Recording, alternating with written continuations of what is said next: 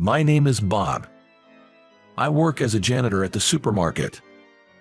Though I graduated from a prestigious university, due to various circumstances, I ended up working this part-time cleaning job. It's a shame, especially after graduating from such a good college. Yet, there are others like me, but I didn't mind this job where I could immediately see the results of my labor. The places I've cleaned look marvelous. I feel a sense of fulfillment looking at them. One day, while working as usual, a woman approached with loud footsteps. She was furiously scratching her head, clearly in a bad mood. Her name is Catherine, a skilled and beautiful department head from one of our suppliers. She's a talk of the town at my workplace. Catherine is said to be very competent but has quite the sharp tongue. If she realizes you are below her, she'd look down on you or ridicule you, which is why I never got along with her. Oh boy, here comes trouble. I hope nothing bad happens. Thinking this, I tried to avoid her by moving to a corner of the hallway. But for some reason, Catherine came closer, seemingly to tease me. Cleaning, huh? Seems like the perfect job for life's losers, she sneered. I am used to such comments, so I just forced a smile and brushed it off. Maybe feeling a bit better, Catherine started walking away. Well, today wasn't so bad after all. I thought to myself, relieved, but then, the unexpected happened. Catherine tripped over some cleaning equipment nearby, almost falling. She yelled at me. Why the heck is there cleaning equipment here?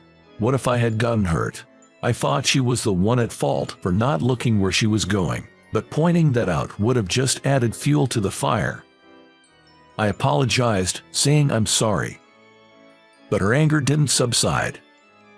I'm sorry, don't you mean? I deeply apologize. Don't belittle me just because I'm a woman. With that, she threw her drink onto the floor. Iced coffee splattered everywhere, and the commotion drew a crowd of employees.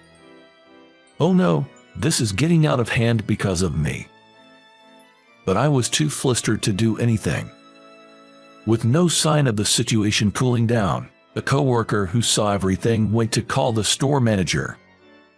The manager hurriedly came, listened to the story, and tried to calm Catherine down. But she showed no sign of remorse. On the contrary, she snapped at him about the employee's lack of training and threatened to end the business dealings with the store. Catherine's company supplies about 40% of the packaging materials used in our store at the lowest price in the area. Ending the contract with her company would increase our store's costs by several tens of thousands of dollars annually. Knowing this, Catherine remained firm. The soft-spoken manager kept bowing his head, trying to defuse the situation.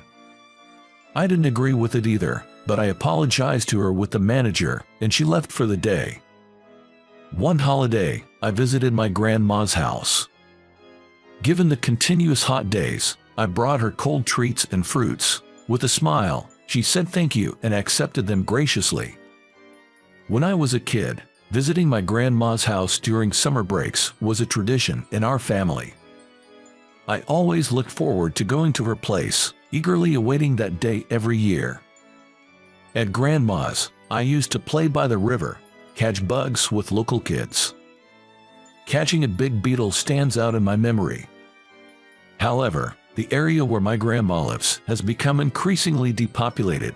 Nowadays, it's rare to see children around. Most of the neighboring houses are vacant, and nobody lives there anymore. That house has become vacant too. Seeing the empty houses makes me feel lonely. But the sunset I saw when leaving was as beautiful as it always was. This comforted me, and I headed home. On another day, while working my part-time job at the supermarket, Catherine approached. I had a feeling trouble was brewing. I hoped it wouldn't be like the last time. With that thought, I quickly moved the cleaning supplies to a corner. I wouldn't repeat my previous mistake. However, when she got closer, Catherine stared at me and began berating. There's something filthy about janitors. Aren't you embarrassed to do this kind of work, despite being a man?" I was so taken aback by her rudeness that I was rendered speechless. Just then, some top executives who were there for a store inspection overheard our conversation. "Don't know who you are, but that's quite a way to talk to our employees, aren't you?" Being a woman, also working in sales, unaware that one of them was the CEO, Catherine snapped back. "What's wrong about being a woman? Working in sales has nothing to do with being either a man or a woman, you know. Don't act like you know everything." I was shocked at her words. She had just said "despite being a man" to me. The store manager rushed over, looking flustered. "Mr. Smith, thank you for your visit on this hot day. Oh, Catherine, you're here too." The manager introduced Catherine and CEO. It seemed Catherine didn't realize he was the CEO, and she looked taken aback. While Catherine was at a loss for words in shock, the CEO gently admonished her. "You shouldn't say things to others that you wouldn't want said to you. It's not right to judge people based on their occupation. Besides, Bob here, while working his janitorial job, is also making social contributions. We fully support his initiatives, and we collaborate with the local government in backing his efforts. You see, while working my janitorial job, I had started an NPO to address community issues. The NPO that I started provides shopping assistance in depopulating areas. My grandma was the one who inspired me to do this. I graduated from a prestigious university and landed a job at a major trading company, which was my first choice. Traveling the world and making a difference was my dream. But the demanding nature of the job overwhelmed me, and I quit after just 6 months. This wasn't how it was supposed to end up. Having never faced any significant setbacks before, this was my first real failure. Feeling utterly defeated, I secluded myself in my room.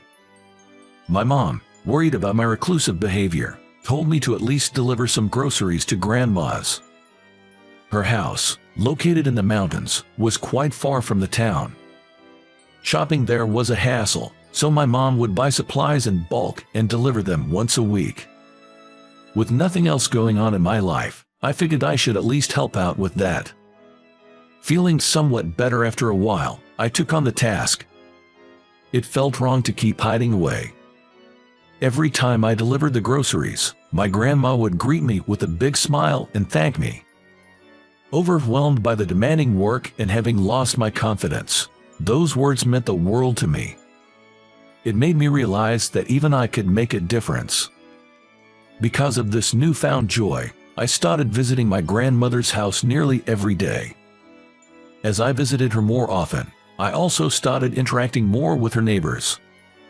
At first, it was just casual greetings, but soon we began having longer conversations. One day, a neighbor said, "If it's not too much trouble, could you do some shopping for me too?" They were suggesting I shop for them as well while getting items for my grandmother. Most people in this area have their own cars. However, as they age, driving becomes a concern and carrying heavy groceries can be a challenge. Lifting a heavy bags into and out of a car can indeed be strenuous. I decided to help out within my capacity. Around that time, I had started a part-time job to support myself. I was working in janitorial services at a supermarket, a job I continue to this day. I couldn't leech off my parents forever. So, I decided to start with a part-time gig. Despite my job, I continued assisting with shopping during my days off or after work. I wanted to see everyone happy. Although it was physically draining, the gratitude I received kept me motivated, enabling me to push through the fatigue. Then, one day, while I was off and doing my usual bulk shopping at my workplace, the manager approached me. "Bob, you're off today, right? Why are you buying so much?" The manager had noticed my frequent large purchases and was curious. I explained how I was assisting my grandmother and her neighbors with shopping.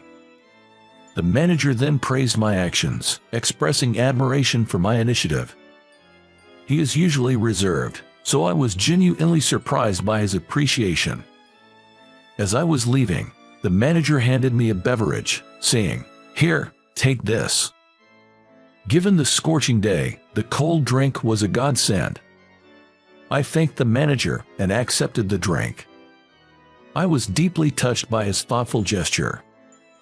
About a month later, after finishing my shift, the manager called me into his office. Alone in the room, the atmosphere felt tense. "I have a bad feeling about this. Is the company facing issues? Are they going to let me go?" My anxiety was palpable. As I braced myself for his words, the manager made an unexpected proposition. "Bob, have you considered starting an NPO to assist with shopping?" An NPO? I was relieved, realizing he wasn't firing me.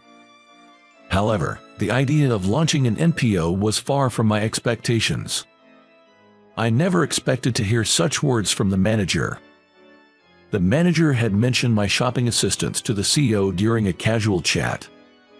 The CEO was impressed and said, "Why not turn it into a business? I'll provide support." The CEO's own mother lived alone in a remote area and faced similar challenges with shopping. She wishes there was a store closer to home. It seems the CEO felt the same frustration hearing similar concerns from his mother. So, when he heard my story, he suggested starting an NPO. Indeed, having the company's support is a blessing. But can someone like me really do it? I left the company I joined right after college in just 6 months. I've never really worked a proper job, and now I'm supposed to start a business. I confided my feelings to the manager. Then the manager told me, "Everyone has doubts in the beginning.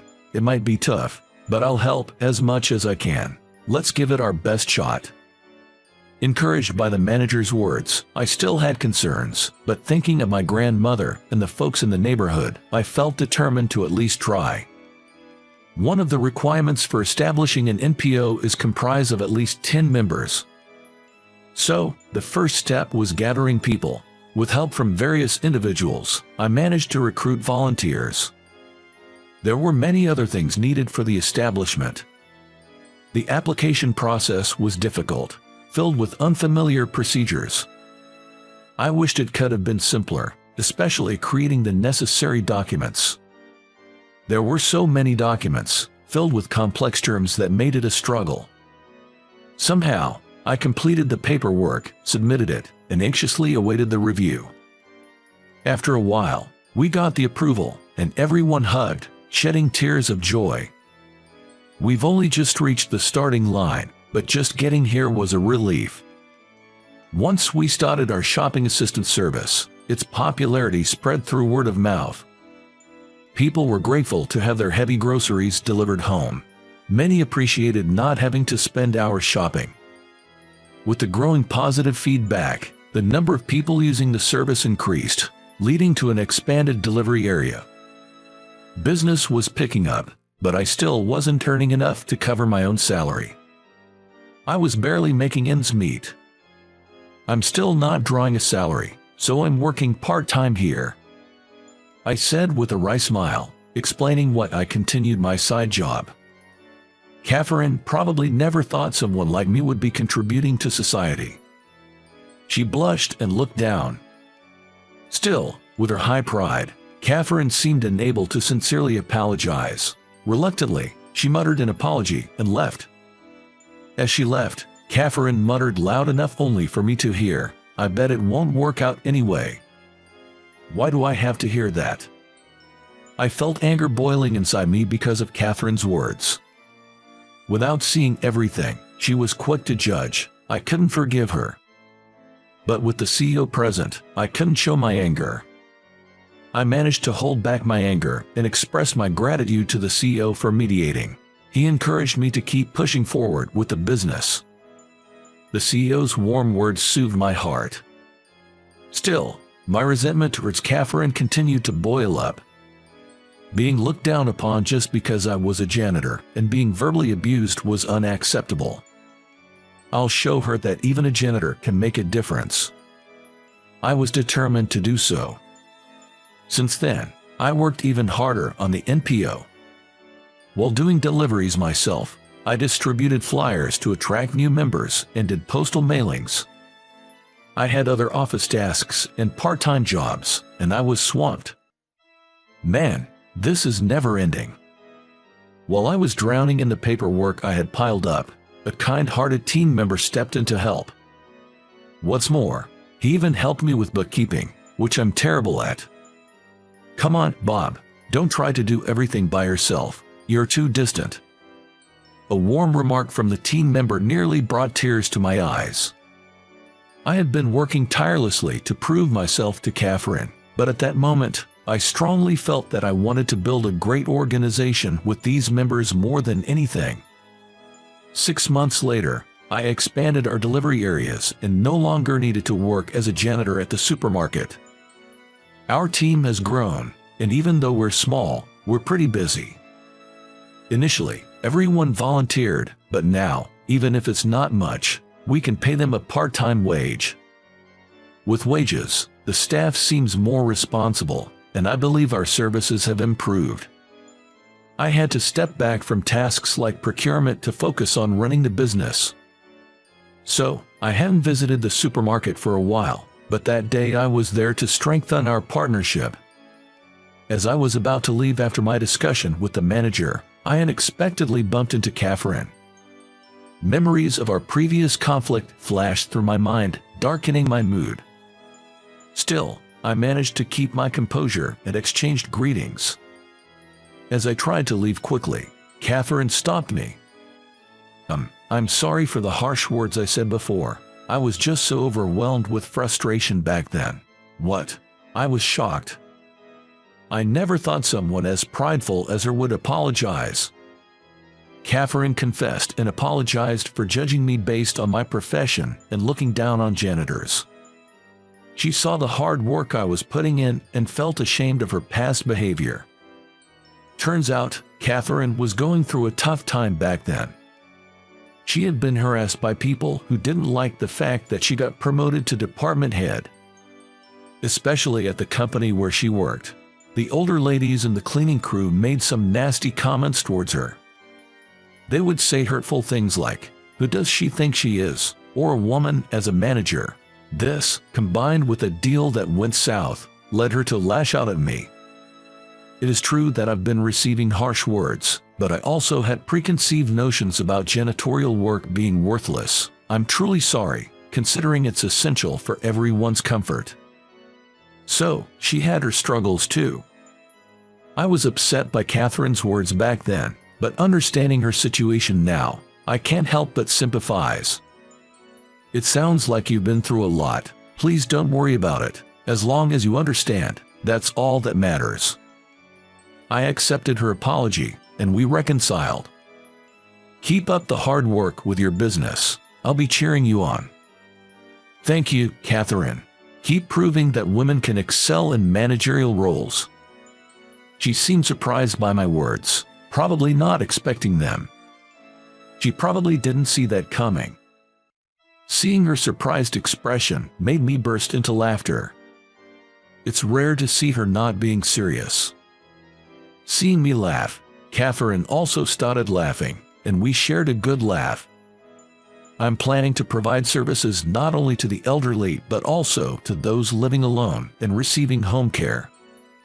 If they have family who can visit them regularly, it's not a concern, but for those who can't because of certain circumstances or live far away, I think they'd benefit from some assistance. I aim to eliminate anyone's struggles with shopping. Every day, I keep striving